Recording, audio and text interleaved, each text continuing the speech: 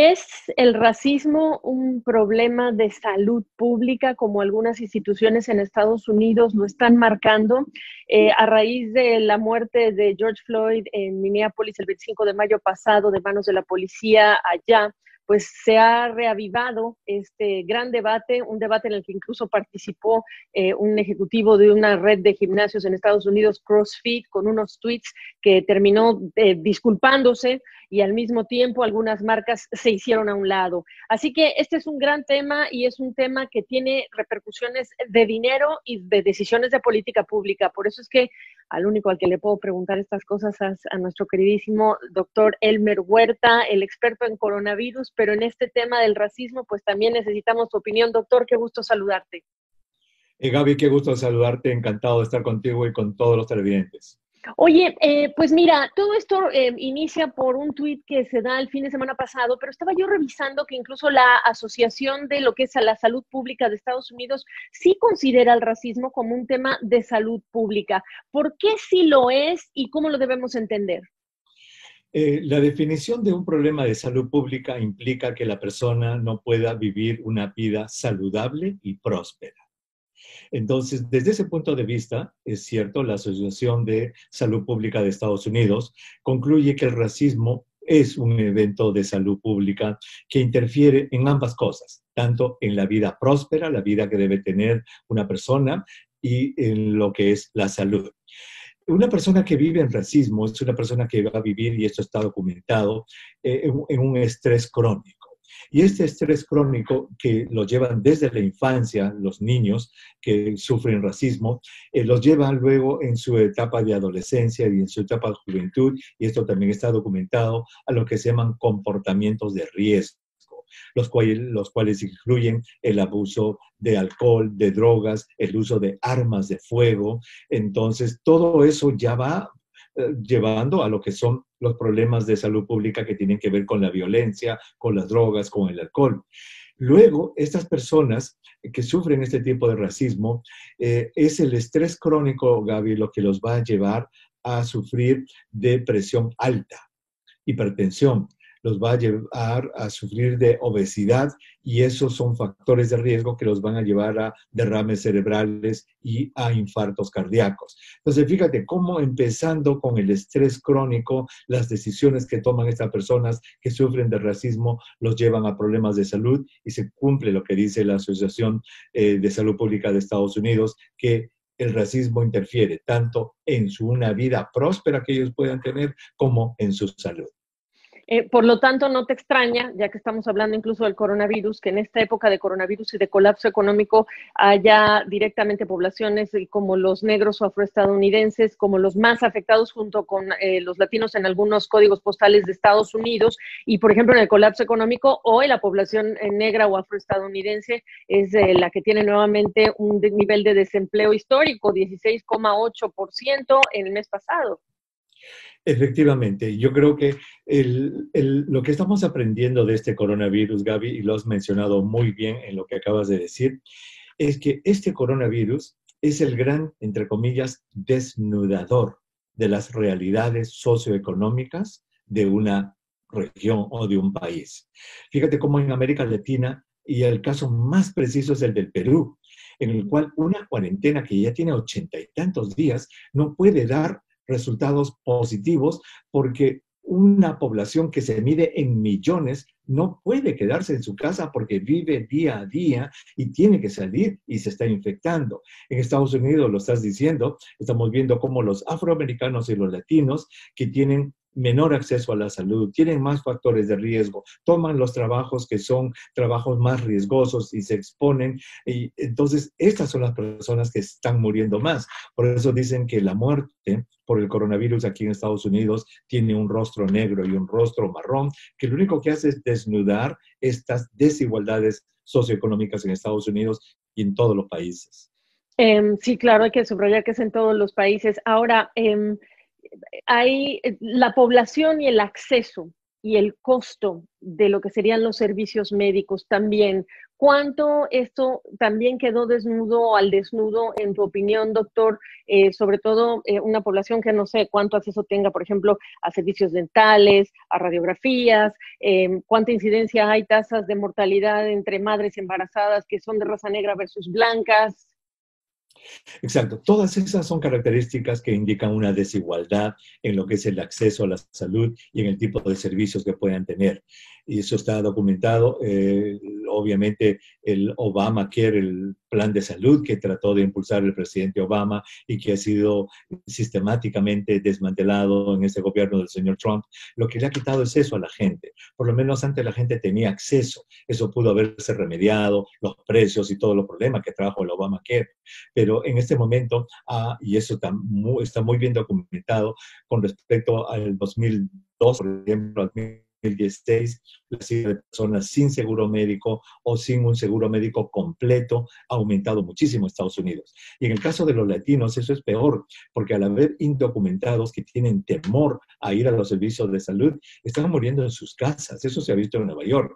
Hay gente que no porque el problema pulmonar por esta enfermedad, Gaby, es de muy rápido avance, en horas, en 4 horas, en 6, en 8 horas, 12 horas una persona puede morir. Entonces empieza a respirar mal, empieza a jadear, dice, espérate un ratito, es gente indocumentada que no tiene seguro médico y cuando se dio cuenta ya se complicó en la casa y se murió. Entonces, nuevamente, este virus, coronavirus, es el gran desnudador de las realidades socioeconómicas, de las desigualdades socioeconómicas en todos los países.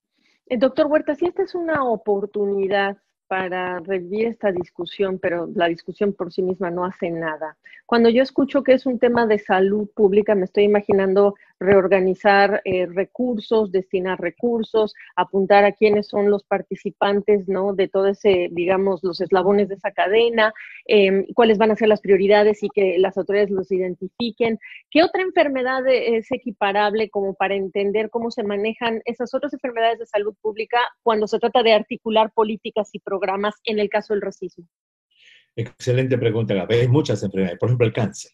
El cáncer es una de esas. El cáncer, si tú no tienes acceso adecuado, si tú no tienes educación en prevención, acceso a detección precoz, luego acceso a tratamientos que son costosísimos en muchos casos, entonces eso está también muy bien documentado que lo que son los resultados de los tratamientos, hay enormes desigualdades en Estados Unidos. Gente sin seguro, gente afroamericana, gente latina, vive menos tiempo que otra gente que tiene un adecuado acceso a la salud. Se puede ver en diabetes, se puede ver en hipertensión. Muchas de estas enfermedades en lo que es el SIDA, el HIV también se puede ver. Es decir, yo creo que esto lo que nos está haciendo pensar es que los sistemas de salud de los países deben trabajar muy duro para disminuir la brecha de desigualdad. Y eso exige, como has dicho muy bien, que equipos de expertos se unan y examinen esas desigualdades y luego tengan los planes, las estrategias necesarias para corregir esa desigualdad, que puede darse en forma de un seguro médico universal, por ejemplo, que se está hablando muchísimo en América Latina.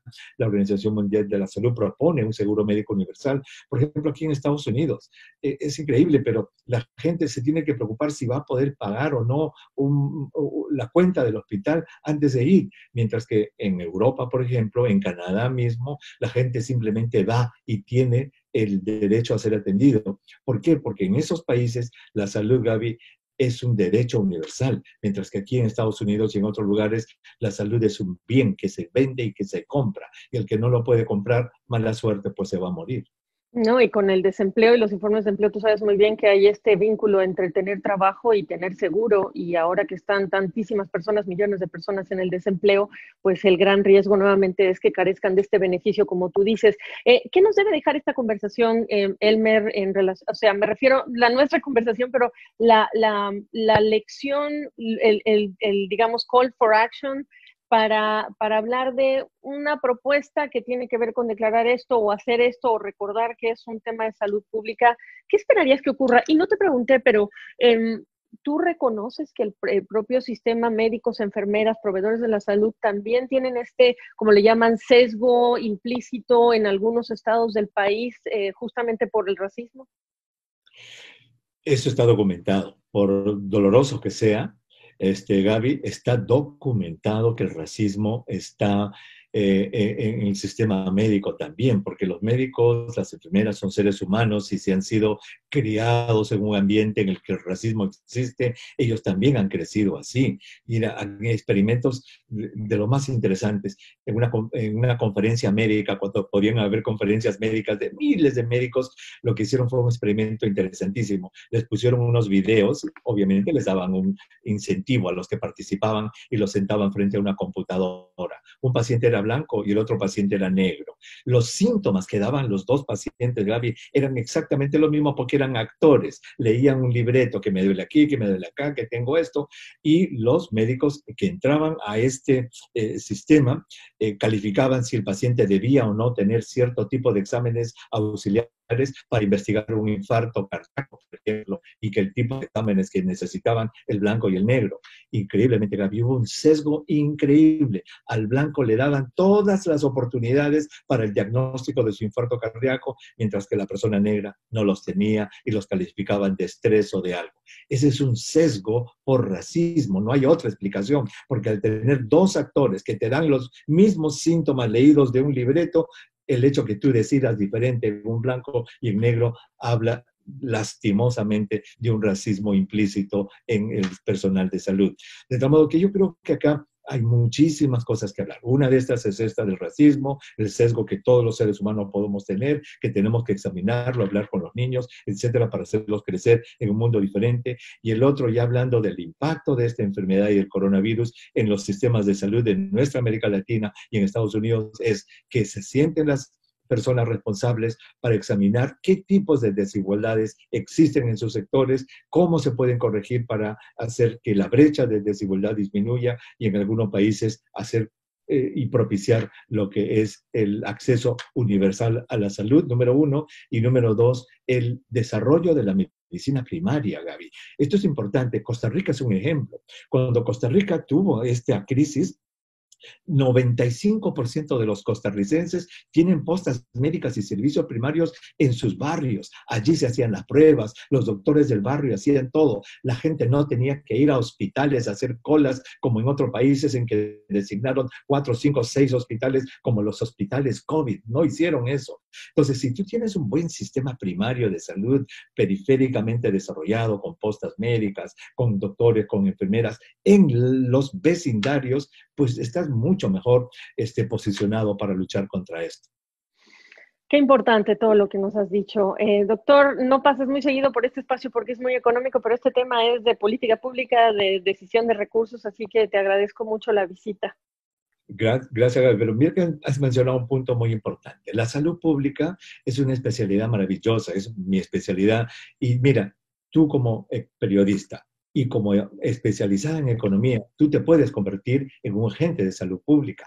¿Por qué? Porque mira cómo hemos hablado de economía y de brechas socioeconómicas. Eso es salud pública. Porque la salud no solamente es el hígado, el corazón, el pulmón, que estamos viendo que se alteran, sino lo que hemos dicho, vivir en salud y en prosperidad, y esos son todos estos que se llaman los determinantes sociales de la salud. Gracias, Gaby. Hombre, gracias a ti, te mandamos un abrazo, saludos.